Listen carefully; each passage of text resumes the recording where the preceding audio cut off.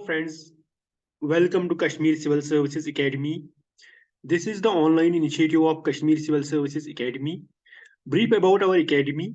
The academy was started in 2015 and till now we were only taking offline batches, but now this is our online initiative to help the students in preparing various courses like history, geography, polity, economy and besides that current affairs also. सो हमारी academy जो है offline mode में हम हमारे classes Anantnag में चल रहे हैं नियर अजवा बेकरी। तो brief about my self, my name is Rauf Rahman. इससे पहले मैंने फाइनेंस अकाउंट्स असिस्टेंट के लिए इकोनॉमिक्स पढ़ाया था EACT क्लासेस पे, और उसके अलावा मैंने KS मीन्स 2021 दिया था, और उसके बगैर मैंने जो JKPSI रिटन टेस्ट है वो मैंने दोनों बार क्वालिफाई किया। ठीक है। No next thing is here that these are our online handles where you can reach us. And what you will get at our academy is daily classes, structured courses, mock tests and mentorship by KS officers. इस session में हम analyse करेंगे 7 मार्च जो newspaper है हिंदू का उसको। ठीक है। So first of all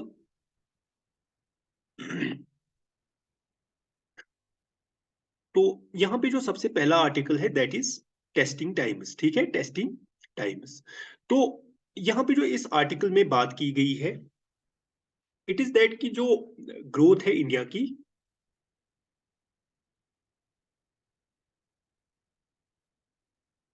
know यहाँ पे इस आर्टिकल को पहले हम देखेंगे। It is related to our GS third. It is related to GS third. तो GS थर्ड जिसमें हमारा इकोनॉमी आता है। ठीक है, तो इकोनॉमी से रिलेटेड है। तो यहाँ पे बात की गई है कि that there is 8.8% dip in exports. ठीक है, तो एक्सपोर्ट्स में जो है 8.8% का डिप आया है। तो यहाँ पे जो ये आर्टिकल है, अब यहाँ पे रीजंस हमें क्या बताए गए हैं दैट जो ये 8.8% का डिप आया एक्सपोर्ट्स में, ये क्यों आया? Because of the inflation and besides that उसकी वजह से, इन्फ्लेशन की वजह से राइजिंग ऑयल प्राइसेस जो है, ऑयल प्राइसेस वो राइज कर रहे हैं वर्ल्ड ओवर, तो उस वजह से। और दूसरा ये बताया गया है कि जो मतलब US बैंकर्स का क्राइसिस जो है, जैसे आपको रिसेंटली पता होगा स्विट्जरलैंड में एक बैंक है, वहां पे जो मतलब क्रेडिट की प्रॉब्लम हुई, तो उस वजह से उसने काफी लोन बोरो किया फ्रॉम द सेंट्रल बैंक। तो बैंक क्राइसिस की वजह से भी मतलब ये जो है एक्सपोर्ट्स में डिप देखने को मिला है। तो यहाँ पे इकोनॉमी में अगर हम देखें, हमें मतलब एक ब्रॉड पर्सपेक्टिव से आंसर को लिखना होता है। मतलब जो ईयर वाइज इकोनॉमिक सर्वे आता है या योजना आता है, तो उससे हमें जो पॉइंट्स मिलते हैं वो इकोनॉमी में इंपॉर्टेंट हो जाते हैं। ठीक है। तो बिसाइड्स दैट यहाँ पे जो एक फैक्ट दिया गया है दैट यूएस आप याद रखोगे that it is the largest export destination of India. Largest export destination. ठीक है। तो जो मतलब इंडिया सबसे ज्यादा एक्सपोर्ट US को करता है। ठीक है। तो ये यहाँ पे इंपॉर्टेंट पॉइंट बन जाता है प्रीलिम्स के लिए। ठीक है। तो नंबर सेकंड आर्टिकल हम यहाँ पे देखेंगे दैट इज डेंजरस मूव्स। तो यहाँ पे जो बात की गई है, यहाँ पे बात की गई है about the Russia and Ukraine. तो ये आर्टिकल हमारा इंपॉर्टेंट पहले किस लिए बन जाएगा, ये हमारा रिलेटेड टू है GS2। GS2 में ये रिलेटेड टू है इंटरनेशनल रिलेशंस। ठीक है, इंटरनेशनल रिलेशंस से। नाउ यहाँ पे जो बात की गई है, यहाँ पे बात की गई है रशिया यूक्रेन वॉर की। और इस इसमें ये बताया गया है कि रिसेंटली जो रशिया का एक एयरक्राफ्ट है, और sorry Russian fighter jet and that US drone, तो उसमें टक्कर होने की वजह से जो US का ड्रोन है that has fallen into the Black Sea. Sea, देखिए अब यहाँ पे ये जो न्यूज है, यहाँ पे आपको ये फैक्ट याद नहीं रखना है। यहाँ पे इंपॉर्टेंट बन जाएगा हमारा रशिया यूक्रेन वॉर। इससे रिलेटेड जो फैक्टर्स है वो बन जाएंगे, जैसे रशिया यूक्रेन वॉर स्टार्ट क्यों हुआ, इसके पीछे रीजंस क्या है, इसने किस तरह अफेक्ट किया वर्ल्ड इकोनॉमी को। फॉर एग्जांपल आपको पता होगा कि जो वीट एक्सपोर्ट्स है वो गिर गए in through out the world. Wheat exports and besides that हमें ये भी पता है कि दैट जो राइजिंग इन्फ्लेशन है वो मतलब इन्फ्लेशन काफी ज्यादा बढ़ गया। और उसके बगैर हमें पता है कि दैट जो कोल्ड वॉर टेंडेंसीज है between the Russia and US और रशिया एंड यूरोप वो इंक्रीज हो गई, ठीक है। तो कोल्ड वॉर टेंडेंसीज इंक्रीज हो गई तो वर्ल्ड ओवर जो है इससे एक केओस मच गया, ठीक है। नाउ नंबर सेकंड हमारा ये इंपॉर्टेंट बन जाता है यहाँ पे, जो मतलब ब्लैक सी है, ब्लैक सी यहाँ पे इंपॉर्टेंट बन जाता है। तो यहाँ पे ब्लैक सी में हमें याद रखना है कि दैट विच कंट्रीज जो इसको बॉर्डर करती है। जैसे आपको पता होगा इसको बॉर्डर करता है रशिया, यूक्रेन, ठीक है। इसी तरह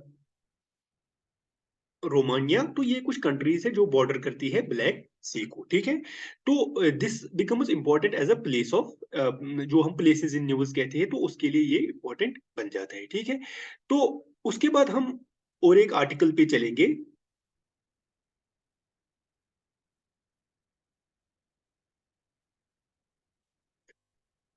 तो यहाँ पे पता होगा आपको जो लिखा है NIOT, National Institute of Ocean Technology, तो इन्होंने सेटअप किए हैं डिसैलिनेशन प्लांट इन लक्षद्वीप, ठीक है। तो डिसैलिनेशन प्लांट्स क्या होते हैं? डिसैलिनेशन प्लांट जो मतलब सीज का वाटर है, आपको पता होगा कि देर उसमें सैलिनिटी ज्यादा होती है, तो जो डिसैलिनेशन प्लांट्स है वो क्या करते हैं, उससे वो सॉल्ट्स रिमूव हो जाते हैं।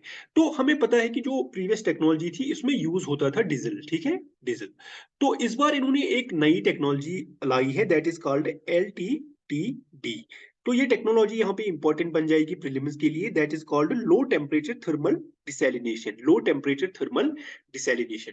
अब लो टेम्परेचर थर्मल डिसैलिनेशन में क्या होता है, जो वाटर है उसको उसको पहले क्या किया जाता है, लो टेम्परेचर और लो प्रेशर पे लाया जाता है। Low temperature plus low pressure, ठीक है। तो वाटर को लो टेम्परेचर लो प्रेशर पे लाने के बाद क्या होता है, उसको मतलब जब ये कंडीशन क्रिएट की जाती है उसके बाद वाटर इवापोरेट होता है। लेकिन थ्रू कंडेंसर क्या हम करते हैं, उस जो वाटर वेपर से वो उनको कंडेंसर्स जो उसमें लगे होते हैं वो वाटर वेपर को कंडेंस करके उसको प्यूरिफाई करती है। दैट मीन्स हेंस जो साल्ट्स है वो पीछे रह गए और जो मतलब साफ या प्यूरिफाइड पानी है वो हमें मिल गया, ठीक है। तो इससे जो है मतलब इन डिसैलिनेशन प्लांट से 1 लाख लीटर्स ऑफ जो वाटर है वो एवरी डे प्रोड्यूस किया जाएगा, ठीक है, या लक्षद्वीप में उनको दिया जाएगा। तो यहाँ पे और एक इंपॉर्टेंट बात आती है, that national Institute of Ocean technology से रिलेटेड, ठीक है। तो हम देखेंगे कि that this national Institute of Ocean technology,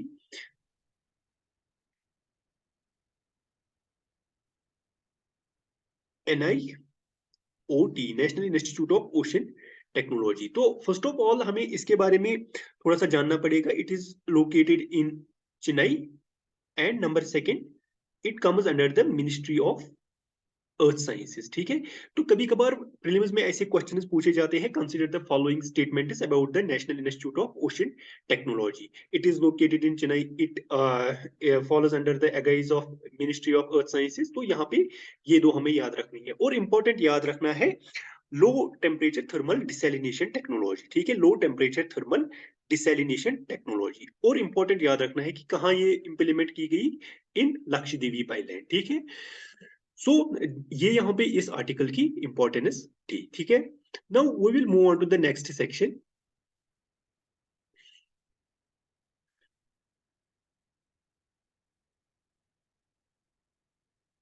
now यहाँ पे जो बात की गई है, यहाँ पे बात की गई है about the Japan and south Korea. तो अगेन ये आर्टिकल अगर हम देखेंगे, ये इंपॉर्टेंट बन जाता है फॉर आवर GS2।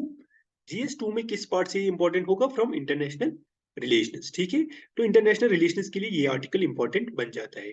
तो यहाँ पे बात की गई है अबाउट द जापान, और बात की गई है साउथ कोरिया की, ठीक है, साउथ कोरिया की। तो ये जो है इन्होंने टोक्यो समिट में ये कहा है कि दैट रिसेंटली हम जो टाइज है उनको स्ट्रॉन्ग करेंगे, like financial ties, economic ties etcetera. तो दोनों को आपको पता होगा दैट कि इनका जो नेबर है नॉर्थ कोरिया, नॉर्थ कोरिया, तो नॉर्थ कोरिया से इनको मतलब जो न्यूक्लियर थ्रेट्स है वो लग रही है, ठीक है। तो यहाँ पे जो दूसरा इंपॉर्टेंट हमारा बन जाएगा कि that what are the relations of India with Japan, with South Korea, with North Korea, ठीक है। तो यह इंडिया का क्या रोल है, जैसे जापान को आपको पता होगा दैट जापान जो है क्वाड में भी शामिल है। क्वाड जो है 4 ग्रुपिंग है, क्वाड, तो इसके बारे में क्वेश्चन पूछा गया था इन यूपीएससी मेंस। तो इसमें आपको पता होगा दैट जापान, यूएस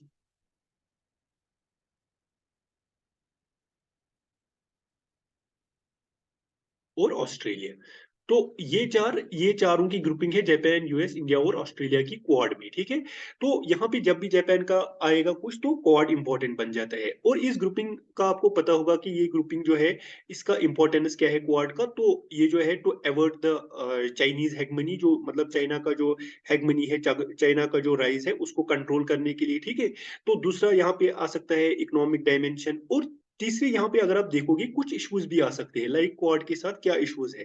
जैसे आपको पता होगा दैट कि चाइना इसको ब्लेम कर रहा है that it is a military alliance, new military alliance in Asia, ठीक है।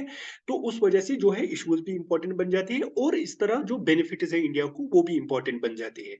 तो ये हमारा इंपॉर्टेंट बन जाता है फॉर इंटरनेशनल रिलेशंस, ठीक है।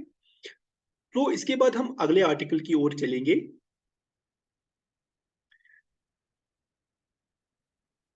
नाउ नेक्स्ट आर्टिकल जो हमारा है, it is related to credit Suisse $54 billion lifeline gives global bankers tentative relief। तो ये जो यहाँ पे जो क्रेडिट स्विस का नाम है, this is actually a second largest bank of Switzerland, second largest bank of Switzerland. तो रिसेंटली इन्होंने क्या है $54 बिलियन लोन जो है वो लिया है फ्रॉम द स्विस बैंक, ठीक है। स्विस बैंक से $54 बिलियन का लोन लिया है। तो यहाँ पे जो इंपॉर्टेंट बन जाता है CAR, capital adequacy ratio.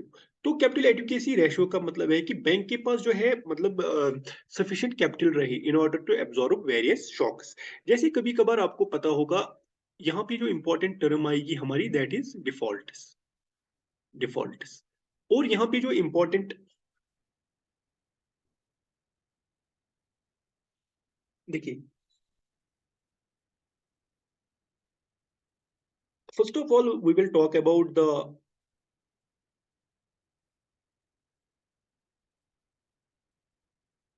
Defaults. Then यहाँ पे जो इंपॉर्टेंट और एक बात बता गई है दैट इज 2008 सब प्राइम क्राइसिस, सब प्राइम क्राइसिस। तो ये दो चीजें यहाँ पे मेंशन की गई है। तो डिफॉल्ट आपको पता होगा जब भी मतलब कोई भी लोन अगर बैंक देती है, तो अगर वो रिपे वापस नहीं होता है, तो इसका जो यूजुअली पीरियड रहता है डिफॉल्ट का दैट इज 90 डेज। 90 डेज तक अगर कोई फिर मतलब लोन जो है अगर टाइम के बाद वो 90 डेज तक वापस नहीं आए, that goes into the default. That means कि मतलब वो लोन जो है बैंक का चला गया या उसको नुकसान हो गया है, ठीक है। तो डिफॉल्ट की बात आती है, तो ये प्रीलिम्स में अक्सर क्वेश्चन पूछा जाता है कि दैट डिफॉल्ट का पीरियड क्या है, मतलब कितने टाइम बाद जो है किसी लोन को हम डिफॉल्ट मान लेते हैं, ठीक है, कि मतलब जो है लोन चला गया, ठीक है। और उसके बाद 2008 सब प्राइम क्राइसिस। तो 2008 सब प्राइम क्राइसिस में क्या हुआ था, ये यूरोप और यूएस में चला था। तो इसमें क्या हुआ था कि मतलब जो काफी सारे बैंक्स हैं वो बैंकरप्ट हो गए। बैंकरप्ट इन द सेंस कि मतलब उन्होंने जो है कॉम्प्लेक्स प्रोजेक्ट्स जो यूरोप और यूएस में थे उनमें मतलब जो है काफी सारे लोन्स दे दिए। तो उस वजह से जो क्या है कि काफी ज्यादा जो बैंकरप्सी है वो हो गई। तो उसके बाद हमें पता है कि यहाँ पे इंपॉर्टेंट बन जाता है स्विस नॉर्म्स, स्विस